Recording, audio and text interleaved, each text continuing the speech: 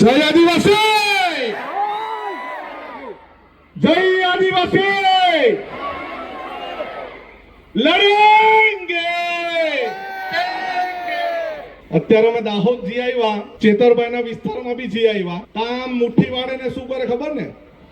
આ તો વાળો બધા મુઠ્ઠી વાળો, મુઠ્ઠી વાળો.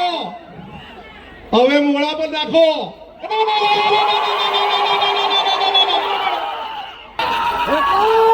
પાછા મુઠ્ઠી વાળો ભાઈ, બધા મુઠ્ઠી વાળો.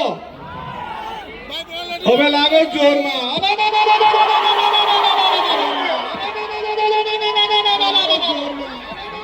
દાહોદમાં જયારે આ કર્યું ત્યારે મને બે ચાર પત્રકારે પૂછ્યું કે આદિવાસી સમાજ આ શું કરે.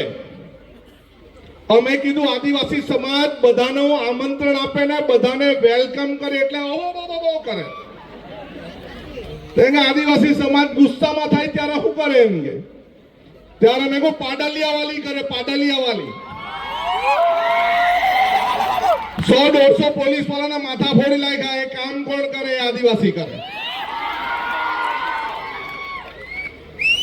પહેલે તો આદિવાસી સમાજના સાંસ્કૃતિક કાર્યક્રમ માટે ગામના સરપંચ વિપુલભાઈ, અજયભાઈ, કુંજનભાઈ, તમામ આગેવાનોને ખૂબ ખૂબ અભિનંદન. લગભગ અમે ડિસેમ્બર મહિનાથી આ કાર્યક્રમ કરવાની વાત ચાલુ હતી અને આજે કાર્યક્રમ પૂરો પાડ્યો. લગભગ મહુવામાં અત્યારે અન્ય સમાજના લોકોનો આતંક ચાલે છે એવું લાગે. ચાલે છે ને? આ બહેનોને ખબર છે. મહુવાના અંદર એક નાનકડી 7મા ધોરણ ભણતી છોકરી અને એની છેડતી કરે અને ત્યાંના આગેવાનો એમ કે આનંદભાઈ આપણે ત્યાંની દીકરીની છેડતી કરી. મેં કહું તમે બંગડી પહેરેલી છે કે? જેને છેડતી કરી એને કપડા ઉતારી લેવ. બીજી વાર વાત આવી કે ગોપડા ગામમાં આપણા શૈલેષભાઈ ને બીજાએ માર્યો એમ કે. મેં કહું ક્યાં સુધી માર ખાવાના? એને પકડીને મારો. અને આપણા સમાજના પોલીસ વાળા 2 જણને પકડવાના નહીં એમ કે.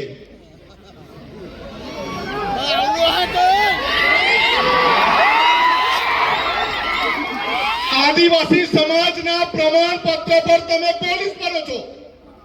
આદિવાસી સમાજનું નામ તમે બદનામ કરો છો અને પેલા બેને તમારાથી પકડાતું નથી. તમારું પોલીસ સ્ટેશન અમે ઘેરી લેશું. અને પોલીસ સ્ટેશન ઘેરવા પહેલા 2 જણા પકડાઈ ગયા. આ માત્ર આનંદ પટેલની તાકાત નથી, આદિવાસી સમાજની તાકાત છે. અને અત્યારે કાંકરિયામાં સુરત મહાનગરપાલિકા વાળા એજન્સી વાળા એને ખબર જ નહીં મળે કે આ કાંકરિયા નથી, આ સમગ્ર આદિવાસી સમાજને તમે ગંદુ કરવાનું કામ કરેલું છે. અને ત્યાંના મ્યુનિસિપલ કમિશનરને કીધું કે જો તમે આ જો કચરો ઉઠાવશો નહીં તો અમે તમારી કચેરી પર આવતા અમને વાર નહીં લાગે. દરેક સમાજ આપણા લોકો દરેકને દૂધ અહીંથી સુરત વાળાને મોકલીએ, સારી હવા, આબોહવા, જંગલ આપણે એમને મોકલીએ, આપણે આપણા વિસ્તારનું પાણી એમને મોકલીએ નહીં. આપણને શું મોકલે? ગંદુ કચરો. આ સહન થાય આપણાથી? આ સહન થાય? આ સહન થાય? તો આ કાંકરિયાની લડાઈ માત્ર અજયભાઈ અને સરપંચ અને ગામના લોકોની નથી, આ તમારી ને મારી ફરજ છે. આપણી જળ જંગલ જમીન બચાવવાનું, એને પ્રદૂષિત થતું બચાવવાનું કામ આપણું છે. કેટલાક લોકો ભાગલા પાડતા હશે, પરંતુ મોહનભાઈ જેવા બીજેપીના ધારાસભ્ય બી નીકળવા જોઈએ જે અમારી હાથે આવીને બેહીને વાત કરે અને મંચ પરથી આવીને એવું કહે કે હું સમાજની સાથે છું. એવું પેલા જૂઠાલાલને બી શીખવવું પડે. અરે આખા ગુજરાત ગુજરાતમાં આદિવાસી સમાજમાં બે જ તો લડતા છે. હવે પેલો પોપટ જુઠાલાલ એમ કે આનંદભાઈના દરવાજા ભાજપમાં બંધ, મારા દરવાજા તો ત્યારે ખુલ્લા હતા, જુઠાલાલનો જન્મ જ નહીં થતો. પણ આદિવાસી સમાજની કઠપુતલી બનવા કરતા આદિવાસી સમાજ માટે છેલ્લા શ્વાસ સુધી લડવાની તાકાત આનંદ પટેલ માટે છે. એમ કે ચેતરભાઈ ની હાથે મંચ શેર કરે. અરે ભાઈ, પિક્ચરમાં તો બે જ હીરો હોય, બીજા કોઈ ચાલે બાલે નહીં. અરે તમે બી અમારી સાથે સમાજનું મંચ શેર કરો. અમે કા તમને ના પાડતા છે મંચ શેર નહીં કરો. અમારી જેમ પાર તાપી નર્મદા રિવર લીગની લડાઈમાં કદમથી કદમ મિલાવીને ચાલો, અમે તમને લાલ ચાચમ બિછાવીએ.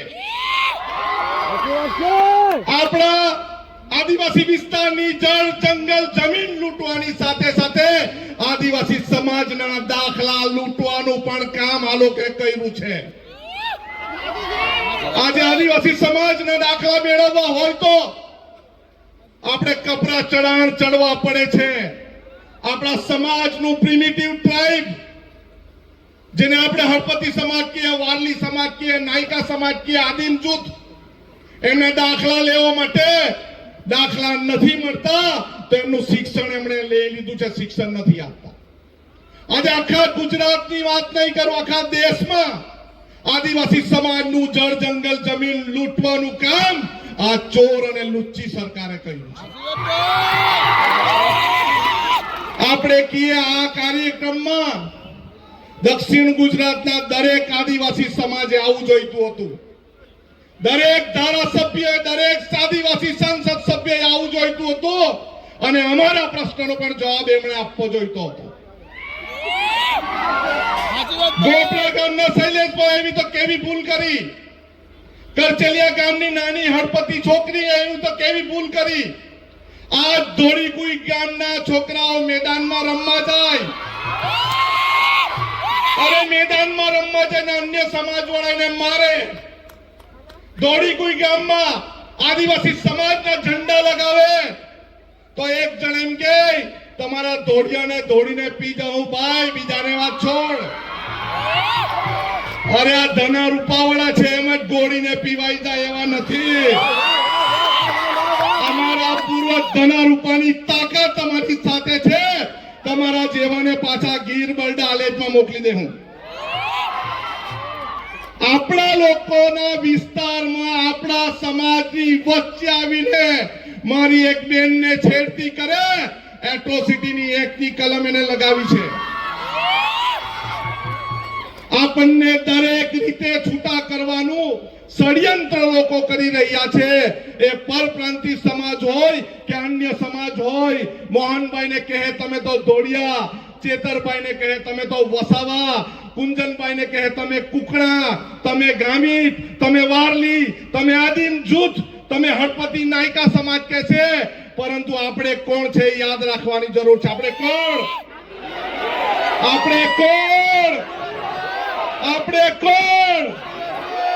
જ્યારે પણ તાલુકા પંચાયતમાં જાઓ, મામલતદાર ઓફિસમાં જાઓ, પોલીસ સ્ટેશનમાં જાઓ, ફાડ્યું બાંધીને જાઓ, અમે આદિવાસી છે સાંભળવાના છે કે હું કરવાના? કોઈ બી અધિકારી બહારથી આવીને આપણને ગભરાવાની ડરાવવાની વાત કરે, ભાઈ તમે તમારા વિસ્તારમાં જઈને ગભરાવજો, ડરાવજો. અમારા વિસ્તારમાં આદિવાસી સમાજ જાગી ગયા છે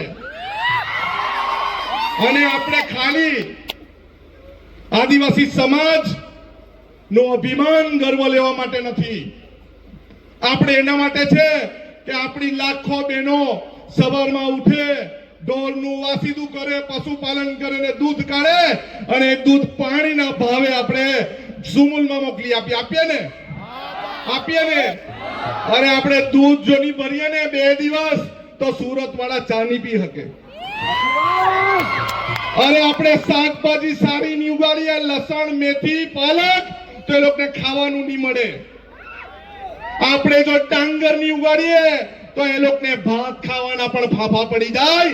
એ કઈ દૂરથી લાવતા નથી, એને જમીનમાં નાખવું પડે અને એ માત્ર ને માત્ર આદિવાસી સમાજ જ કરે છે. આપણા લોકોએ એકબીજાને સહકાર આપવો જોઈએ અને જે આગેવાન નેતા છે, યુવાનો છે, અનંત પટેલની પાસે ઉનાઈ સુધી કેમ આવવું પડે? તમારા જ વિસ્તારમાં, તમારા જ ગામમાં અનંત પટેલ અને ચેતર વસાવાને પેદા કરો. પછીની ગાંઠે તો અમે તો તૈયાર જ છે પિક્ચર જોવા માટેની, પિક્ચરમાં લડવા માટે અમે તૈયાર છે. આપણા યુવાનોને જેમ બને તેમ ભણતા શીખવો, શિક્ષણ લેતા શીખવો, ઉચ્ચ શિક્ષણમાં જવો જોઈએ. અને એક ગંભીર ચિંતા આપણા વિસ્તારમાં છે, વ્યસનની ચિંતા છે, ડ્રગ્સની ચિંતા છે, અફીણની, ગાંજાની ચિંતા છે. અને એની સાથે સાથે કેટલાક સમાજના દલાલો આપણી દીકરીને કચ્છ અને કાઠિયાવાડમાં પરણાવે છે.